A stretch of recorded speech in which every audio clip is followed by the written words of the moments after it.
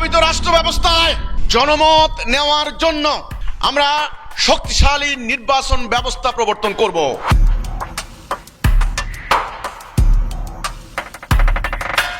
যেই সিস্টেমের মাধ্যমে জনমত উঠে আসবে সেটার সরই পরিভাষা হচ্ছে ইজমা।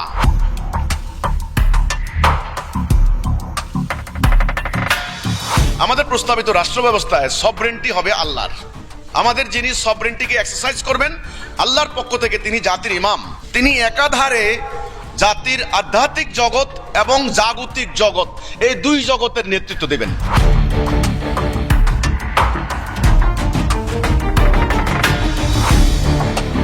যারা ইসলাম চান তারা যদি তাড়াতাড়ি ঐক্যবদ্ধ হতে পারেন তবে ইসলামের বিজয় কেউ রোখাতে পারবে না।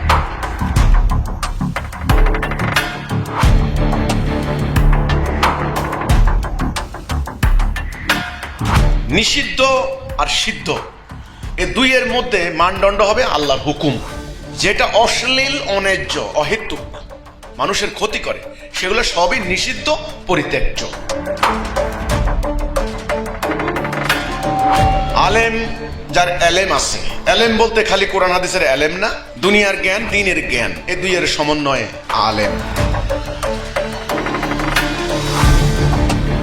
মসজিদের যিনি ইমাম হবেন তিনি খালি একান্ত বেতনভুক্ত কর্মচারী। আমাদের প্রস্তাবিত রাষ্ট্র ব্যবস্থায় ইমাম হবেন রাষ্ট্রের পক্ষ থেকে কর্মকর্তা, রাষ্ট্রের প্রতিনিধি। হিজবুত তাওহীদের প্রস্তাবিত রাষ্ট্র ব্যবস্থা যদি প্রবর্তন করা যায়, অর্থাৎ আল্লাহ দেওয়া দ্বীন, নিত্য প্রয়োজনীয় দ্রব্য কেনার জন্য মানুষকে হাপিত্তেশ করতে হবে না, বিক্ষোভ করতে হবে না, মিছিল করতে হবে না, পুলিশের গুলিতে জীবন দিতে হবে না, ইনশাআল্লাহ।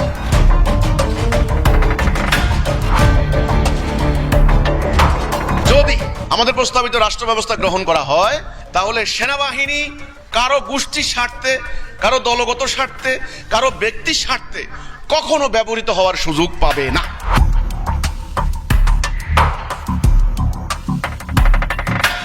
যারা মানবতার কল্যাণে, নির্যাতিত নিপীড়িত মানুষের মুক্তির জন্য ভূমিকা রাখবে, সেনাবাহিনীর সদস্যরা সবচাইতে বেশি সুবিধা লাভ করবেন। জাতির প্রতিটা সদস্য বুঝতে হবে জাতি রক্ষার জন্য তাদের কি করতে হবে। তাদের লক্ষ্য থাকবে একটা, সুনির্দিষ্ট।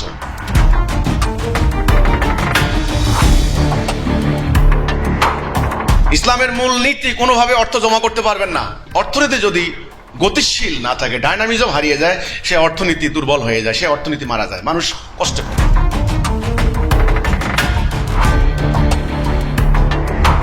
গভর্নর যদি কুড়ে ঘরে থাকে তাহলে কোন কে আছে প্রাসাদ নির্মাণ করার হিম্মত দেখায়?